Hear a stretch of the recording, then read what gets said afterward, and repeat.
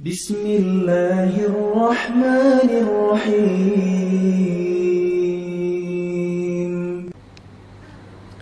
Siapa yang tidak pernah berbuat dosa? Adakah manusia yang merasa bersih, tidak pernah terjebak dalam perangkap-perangkap setan? Ana rasa semua pernah melakukan dosa. Allah perintahkan kepada kita, wa tubu ilallahi jami'an ayyuhal mu'minun. Bertobatlah kalian semuanya, wahai orang-orang yang beriman, la'allakum tuflihun. Secara kasat mata kita, keluarga kita, masyarakat di kampung kita, mereka tenggelam dalam comberan-comberan dosa.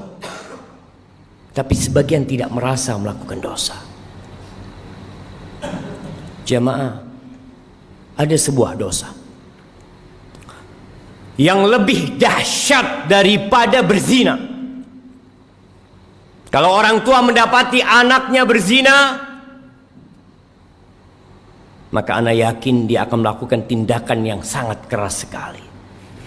Lebih dahsyat daripada mencuri, daripada narkoba, daripada merampok. Tapi banyak di antara kita merasa itu satu hal yang remeh. Dosa apa? Dosa meninggalkan sholat. Cukup sebagai bukti besarnya dosa orang yang meninggalkan sholat, keislaman orang itu diperselisihkan oleh para ulama. Seorang menculik muslim mungkin, minum khamr mungkin, tapi muslim gak sholat diperselisihkan keislamannya. Bahkan sebagian ulama berpendapat dia sudah kafir, berhak dibunuh sebagai bentuk hukuman atas kemurtadan dia. Rasulullah sallallahu alaihi wasallam, beliau mengatakan, al-ahdul ladzi bainana wa bainahum as-salah faman tarakaha faqad kafar. Yang membedakan kita sama mereka tuh, sama orang kafir itu salat. Maka siapa meninggalkan salat, dia telah kafir. Wallahi jamaah, tugas orang tua hari ini hari Jumat, ada di mana anaknya? Kemana mereka? Apakah sudah orang tua mendidik anaknya untuk mendirikan sholat? Allah Jalla Jalaluh mengatakan, wa'mur ahlaka bis salati wastabir 'alaiha. Suruh keluargamu sholat, suruh istrimu, anakmu sholat, dan sabar ketika engkau menyuruh mereka sholat. Penghuni neraka ketika ditanya, masalakakum fi saqar, apa yang menyebabkan kalian berada di neraka Saqar? Apa jawab mereka? Lam naku minal musallin. Kita bukan termasuk orang-orang yang mendirikan sholat. Sholat ini rukun Islam yang kedua, tiangnya agama, diwajibkan dengan cara yang sangat spesial. Allah mewajibkan sholat kepada kita tidak melalui Jibril kemudian disampaikan kepada Nabi Muhammad SAW. Nabi sendiri berangkat menuju ke langit yang paling tinggi dan menerima perintah sholat. Lalu sebagian kita meremehkan sholat yang 5 waktu, merasa udah jadi orang baik karena dia tidak berzina, dia tidak main judi, dia tidak minum khamr, tapi dia tidak sholat. Istrinya gak sholat, anaknya gak sholat, dia biarkan semua itu. Ahibati fillah, berapa banyak orang yang keluar rumah jalan kaki, naik motor, pulang sudah ditandu. Berapa banyak di antara kita yang ketika mau keluar rumah dia pasang kancingnya sendiri. Kemudian sampai rumah yang membukakan kancingnya orang yang memandikan jenazahnya. Sampai kapan kita akan melakukan kemaksiatan ini? Melihat kemungkaran ini terjadi. Allah membuka pintu tobatnya lebar-lebar. Allah mengatakan walaisatit taubatu lilladzina ya'maluna as-sayyi'at hatta idza hadara ahadahumul maut qala inni tubtul an. Tobat itu tidak diberikan kepada pelaku-pelaku kemaksiatan yang nunggu datangnya ajal. Ketika datang kematian kepadanya, inni tubtul an, sekarang aku tobat. Nggak ada. Wallahi jamaah, kita hanya punya kesempatan satu kali dalam kehidupan ini. Ketika ajal tiba, engkau hanya bisa menangis, menyesal, berteriak, karena mendapatkan siksaan yang pedih dari Allah Jalla Jalaluhu. Lihat kewajiban sholat ini. Orang dalam kondisi sakit tetap wajib sholat. Bagaimana dia tidak bisa berwudu? Tayamum. Dia nggak bisa tayamum, ditayamumi. Bagaimana kondisi tubuhnya penuh dengan najis? Bersihkan. Karena ada orang-orang ketika sakit masuk rumah sakit, sepekan, 2 pekan, sebulan tidak sholat. Keluarganya tidak mempedulikan sholatnya dia. Keluar. Sebagian mengatakan, nanti kalau saya sembuh saya akan sholat. Siapa yang menjamin engkau keluar dari rumah sakit sembuh? Berapa banyak orang yang keluar dari rumah sakit bangkai. Bila menurut pendapat ulama yang mengatakan kafir dalam mazhab Hambali, ketika mati nggak perlu disolatin. Hidup bila mau sholat. Masa kita suruh nyolatin dia ketika dia mati? Jangan dikuburkan di kuburan orang-orang Islam. Bikinkan jurang buat dia. Nggak main-main jemaah.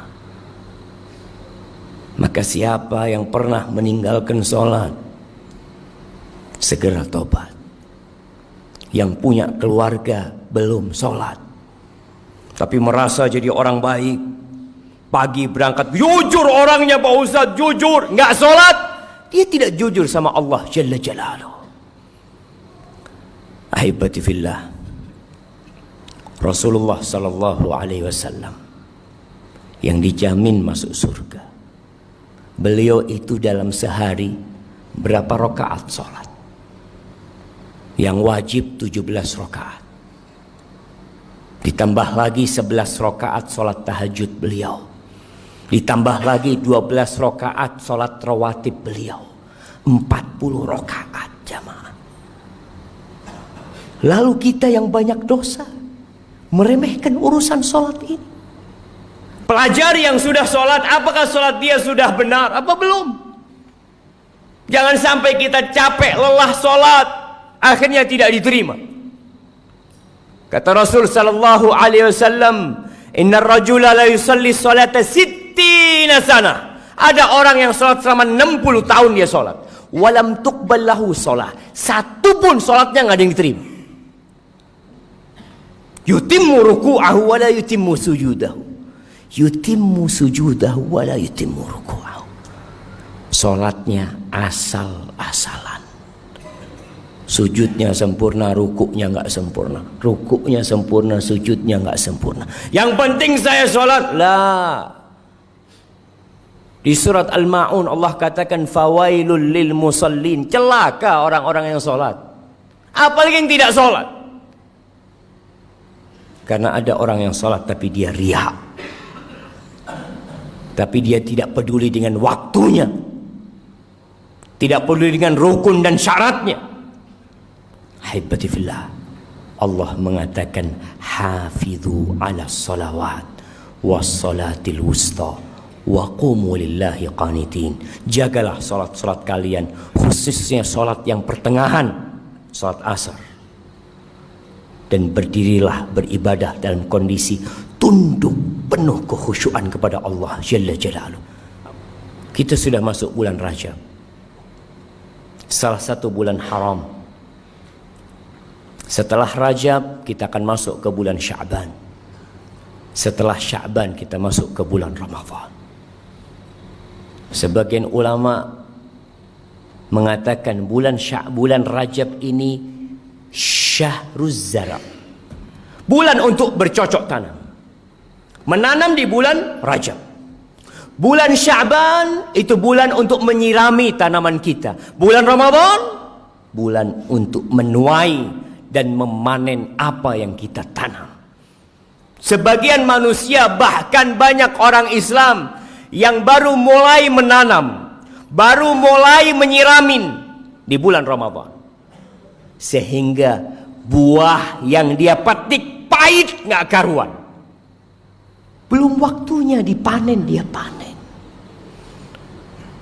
Maka manfaatkan bulan Rajab ini untuk menanam. Sudah cukup jamaah.